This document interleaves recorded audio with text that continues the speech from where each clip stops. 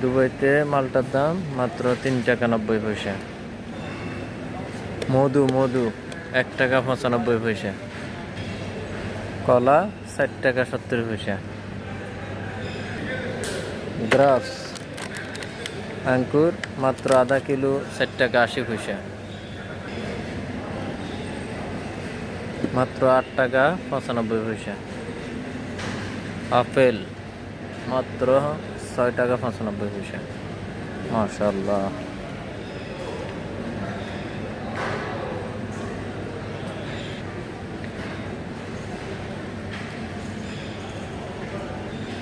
এটা হচ্ছে মাত্র 17 টাকা 95 পয়সা।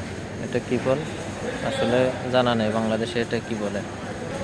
এই আরেকটা ফল, এটার দাম বেশি, এটা হচ্ছে 34 টাকা 95 পয়সা।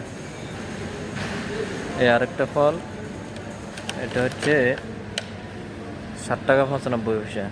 দেখতে যদিও আপেলের মতো দেখা যায়, কিন্তু এটা আপেল না। অনেকে আবার আপেল ভেবে ভুল করবেন। শসা মাত্র 3 টাকা 95 পয়সা।